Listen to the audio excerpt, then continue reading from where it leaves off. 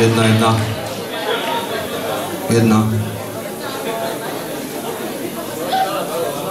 Hej, kde seš?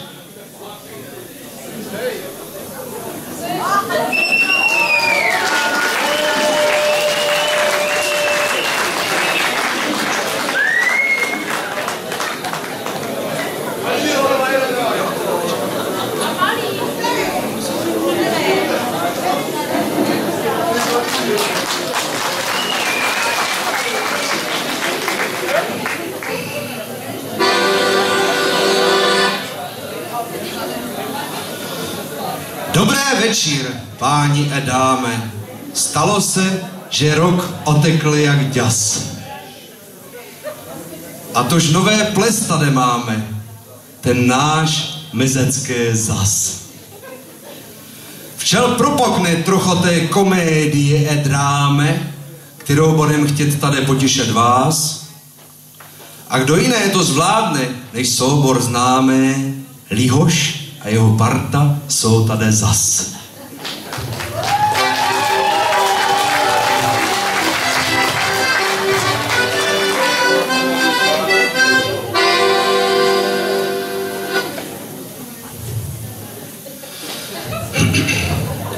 Právě včel se každé popravdě doví, jak to skutečně bylo v pohádce o Mařence a Jeničkovi.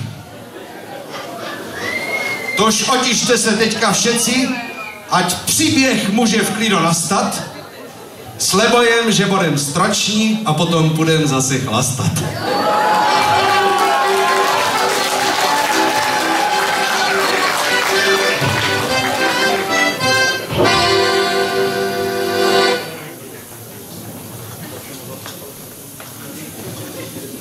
Bylo nebylo na konci vesničke, kde začíná les a končí cestičke. Jedno stavení a v něm žila rodinka, tata s mamou, Janek a Mařenka. Dobré večer. Žele tam životem skutečně lesním. Dobré večer. Co kde našle si, řekle si. To s ním. To lepilo. Denně tak corale, Janek s Mařenou hoštěnou a švédile, co kde zadara na jídlo se ženou. Jednýho dňa bylo to ze zlé matce. Z ničeho nic se jí zavřele válce. Nedobrá byla tatova prognóza. Na tebe kurva dolehla virová psychóza.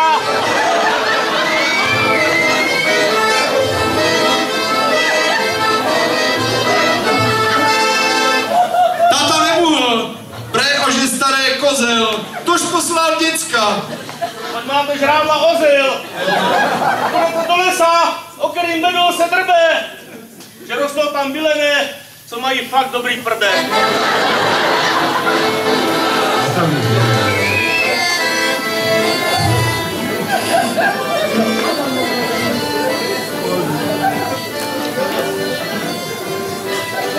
Mařenka s Jeničkem vesláple do lesa. Nedbale na cesto, za nosem rovno, zašle tak hluboko, až skoro nezakryle nebesa, a šle tak daleko, že bylo vidět čím dál větší hovno. Pak jdeš už blodile, asi hodinu třetí. Mařenka řekla, Tak, já jsme v řetí. Mařenko, poslouchej, já bych měl nápad. Vylezl na strom, to nebudeš chápat. Já jsem se tak rozlídnal, vidím to na ven. Až padlo ze stromu, tak pojďme směrem.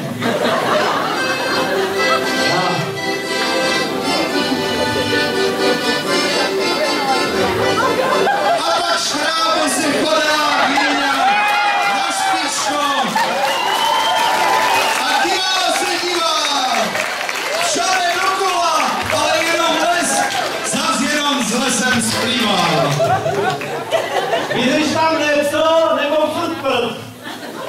to vysázel, to musel být zmrt.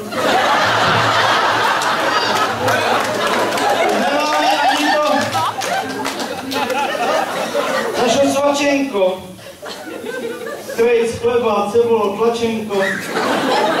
Jeník se dívá, až po malé chvílce najednou uvidí světilko v dálce. Mařenko, slyšíš mě? Já, tak už to mám. Oviděl jsem světilko, půjdeme tam. Dostahni sotínko, oddělej předložko, tak nechce ještě dopadl na držko. Nevyšel na nic a zeskočil ze stromu. Mazale ze slávy až vele odumo.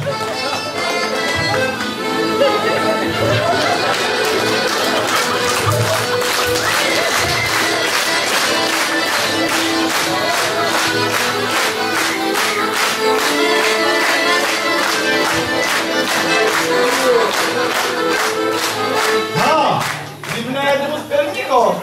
Kde jsi teď vzal? Já bych tak spala, já bych zašířal. Už začali ze střechy pojídat perník, kde štým babizna. Kdo je tam žobakorník? Pojď, tvoju vyčišit. Povídá za rohem skovaný jeníček. Tak počkejte, větříčku, však já ti dám. No dobrý. Nahoj. Zhltno tě. Zhodno tě hovo, prdě z tebe nadělá. Nekoukl ven ze dveří a svým očám nevěří. Tam stojí Mařenka a jeníček a hladový do sebe cpó její perníček. Tak to jste vy? A máte hlad? Pojďte dál, můžete to espat? Vlezla k bábě do chaloupky, jídlo dala, pohostila, lež brosela si na ně zoubke, že by si jich jako vekrmila.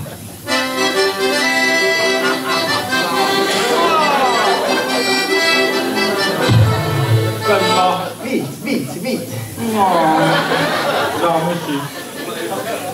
A spolu budete v plívku. A budete letět, máte tam pívko. Jak tam vlezle, cvakl zámek a tak tam skresle spousta dní. Samo jídlo nebo spánek, tož bylo to výhodný. Parádní. Bele tam to ze spokojení, jedle, anebo spale jak koťata. Jak šle dní, tak přebírale, až byly jak prasata.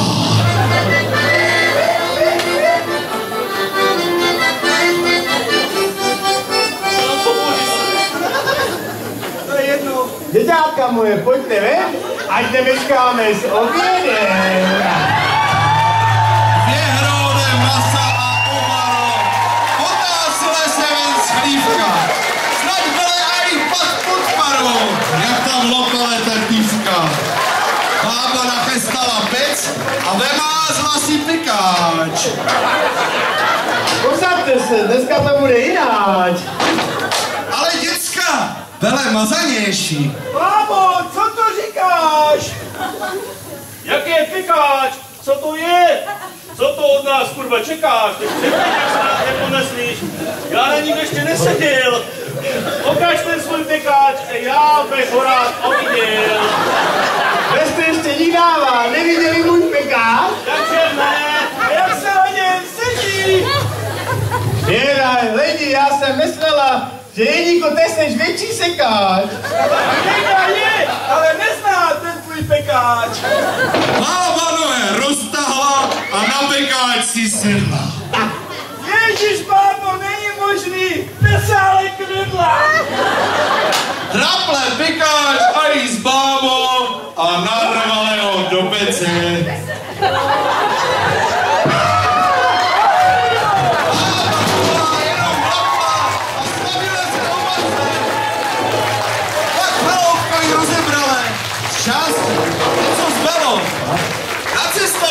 Tož aby na jídlo něco bylo.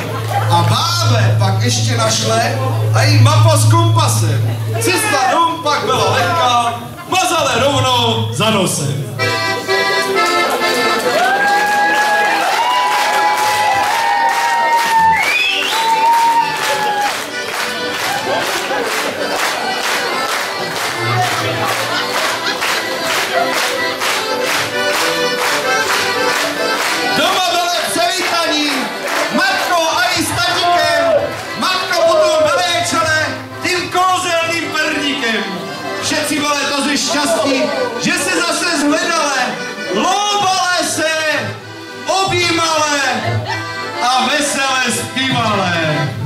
za 2. My jsme všetci to šťastní, že jsme tady na světě.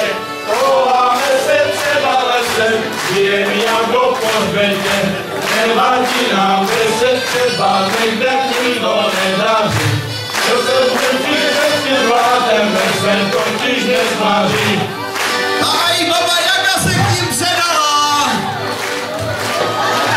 Všetci to šťastní, že jsme tady na světě. Chováme se třeba lesem, žijeme jako po hřbetě. Nevadí nám, že se třeba někde kilo nedaří. Bez toho řečí vždycky zvládneme, jsme totiž nezmaří. Hej!